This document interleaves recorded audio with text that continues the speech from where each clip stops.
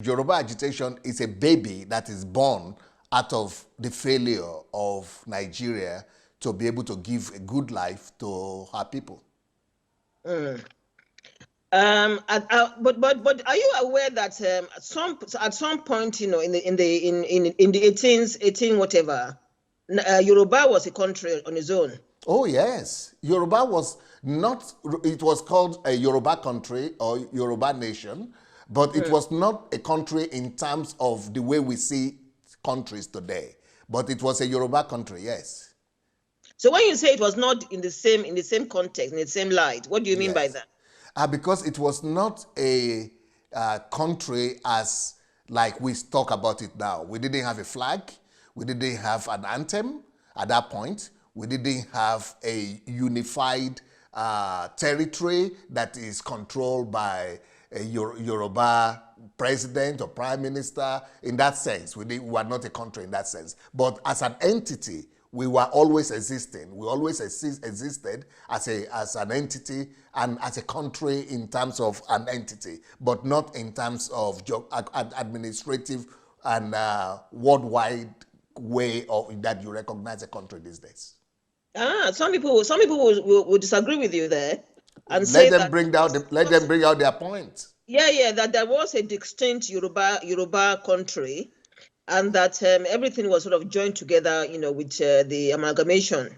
No, there was distinctive Yoruba country. I know exactly what they are talking about. They are talking about when the Englishman went there to Africa and then discovered the Yoruba country, discovered that there were cities, well-developed cities, streets, and things like that. That's what they are talking about. And they are talking about the fact that it was the most developed society in Africa that they found, apart from Benin City, which was also another developed, ultra-modern society in that society. But it was not a country as we saw it now. Now I know that they will talk about, there is no country without a flag. That time we didn't have a flag. It is just in the 50s that they came up with a flag for Yoruba. There is no country without an anthem. That time there was no anthem. It is only in the 50s that they came up with an anthem for Yoruba people. So that's what I mean, that we are not a country in that sense. But we were a country in terms of entity. Okay, but at least at that time they kind of were ruling themselves. Yeah, for sure. Yeah, okay. But if those people who are talking that Yoruba was a country and they were ruling themselves, they are not being sincere to the end. Because if they really want to be sincere to the end, they will tell you, they have to tell you the truth that it was a mess. Yoruba country was a mess. Oh, really? Why do you say that? Why do you say that? Oh, a big mess. Yoruba has the record. That is one area where we have a few records in Yoruba nation, and one of the records that we have is a bad one. And that record is the fact that we hold the record for the most prolonged civil war among the same ethnic group. Really? Yes. Okay. The Yoruba civil wars lasted for 100 years. It's horrible. Yes. And where is this documented? Oh, everybody that's a student of history knows this. When we finish our talk now, go to the internet and write Yoruba civil wars. You will be horrified. You will be horrified. Okay. Or you could also look for Kiriji wars. Oh yeah, I've heard of the Kiriji war, but I never. But that only lasted for 16 years. That is another one, apart from the 100-year one. So what do you think the amalgamation has done to us? Oh, amalgamation is the best thing that has ever happened to Yoruba people, and not just to Yoruba people, but to Igbo people, to Fulani people, and to Nigeria as a whole. If not for amalgamation, our country and our land would have been a death ground.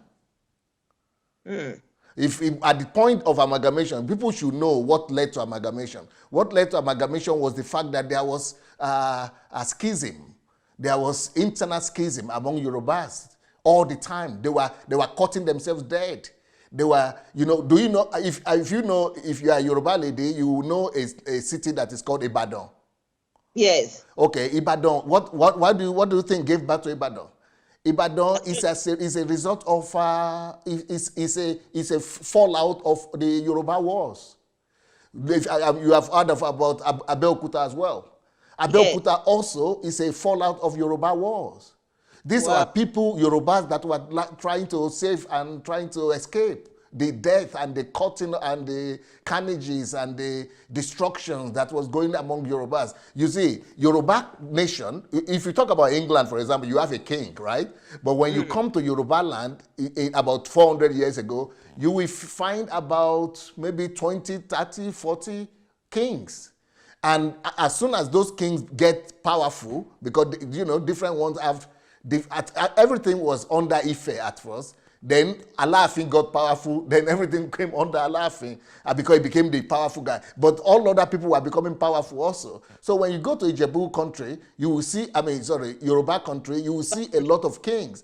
And those ones that are powerful, they begin to want to subdue others. So just like Alaafin was not listening to Ife anymore, the other ones also want to say, we are now strong enough, we don't need to listen to Alaafin again. So that is how a lot of schisms started coming among Yoruba people. Right. So you think that the amalgamation was the best thing, since sliced bread? Oh yes. Yeah. I mean, can you imagine if you had come to Nigeria before amalgamation, you stand a good chance of being sacrificed to one of the gods. You could have been sacrificed. If you come out during the time of some festivals like Masquerade Festival and you're a woman, pray to God. Yeah, I mean, I'm aware of that because I actually sort of went to secondary school in Ijebu, so I know. Well, that's where I'm from too. So and we can't get out at a particular time when right, especially we girls. Yeah, we even girls after independence. So can you now imagine what was happening before independence, even before amalgamation? We have to thank God for amalgamation because in Ijebu land, in Yoruba land, in Igbo land, in Beni, Tif land, and all those places, they were sacrificing people, killing children, horrible stuff were happening, wars. But you see, but that stemmed from the tradition, which I hope that if any of this, this thing, whatever happens, this Yoruba agitation, takes place or whatever, we will really, not go back to that kind of life. No, that's what you think. I think the opposite, and I will prove it to you. Yes, I know what you're saying. That's why I said, unfortunately, some people are wanting to go back because they feel that the white man has prevented us from serving our gods and whatever it is. And I completely believe that is complete nonsense. If I read my Bible and I know that there are lots of black people in the Bible, so I cannot say that the Bible is just a white man's book. That is not true. But we'll explore that on another occasion. Okay. But so this amalgamation, you are thinking that it's a good thing for the whole of Nigeria. Yes. What has resulted in 60 years of amalgamation has not been anything fruitful. No, the amalgamation is 106 years now. It's not anything. You say it's not anything fruitful? Yes. No. You see, people are not being sincere, and we have a tendency of just judging history by today, by what we see today. Yeah. But let me take you back 100 years back. At the point that Yorubas, do you know the Yorubas were not conquered by English people? They were not conquered. Yes, I know that bit of history. They surrendered. And you know why they surrendered? Because that was the only way to stop the infighting among Yoruba people. Wow. Yoruba people, the amalgamation is a lifeline for Yoruba people. Secondly, do you know that it's thanks to the amalgamation that slave trade stopped in Yoruba land? And do you know one thing that is peculiar and very different from slave trade in Africa, between slave trade in Africa and in Yoruba land? In Yoruba land, the slave trade was not happening between Hausas or Fulanis or Igbos and Yorubas. It is Yoruba themselves that were selling Yoruba people. And you know the people who are involved in it? The Tinubus, the Madame Tinubu family, the Oyekon family, the big Yoruba elite families, the rich ones, the powerful ones, the kings. Yes. So these Yorubas that will go and sell their own brothers and sisters. And thanks to amalgamation, that also stopped. Okay. And this is not the only one. If you go to the east, and go to the south, what was happening there was totally, abominable. It's just, you cannot even talk about them.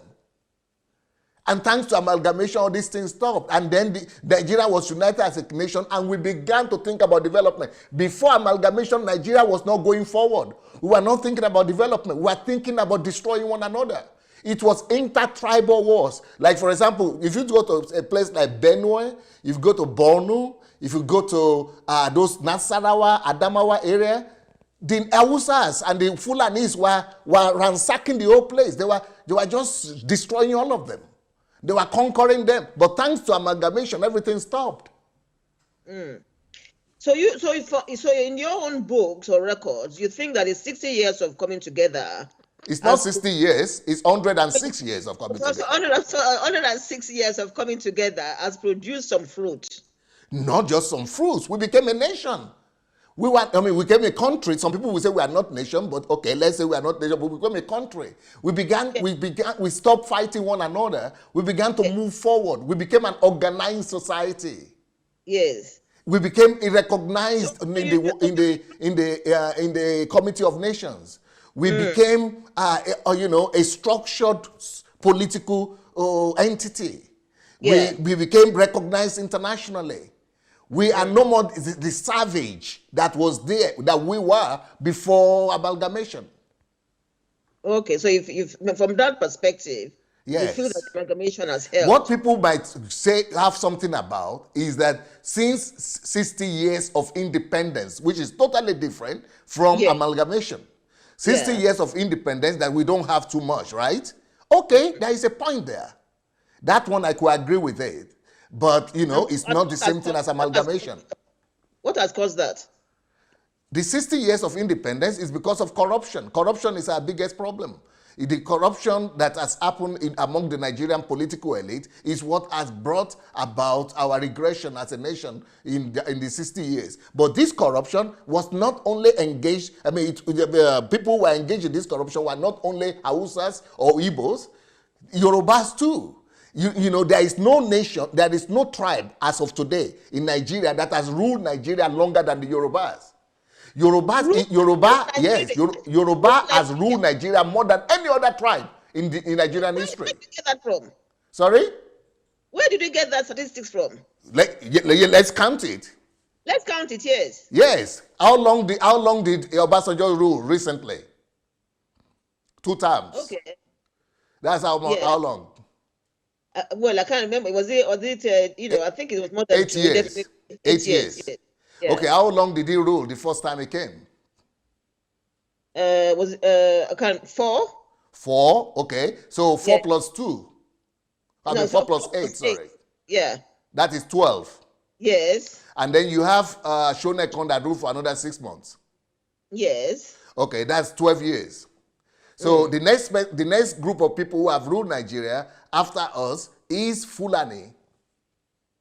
And they've been the ruling one since, isn't it? And they have only ruled. Counting the second time that Muhammadu Buhari has come now, with this year is coming to 11 years. That 11 they have ruled. Years? So Yoruba have ruled more than them so far as of today. So now, if we are talking about that, not just that Yoruba has ruled more than any other tribe in Nigeria, Yoruba also is the biggest single tribe in Nigeria. So if you want to talk about Nigeria, you are talking about Yoruba people. Nobody is bigger than us in Nigeria.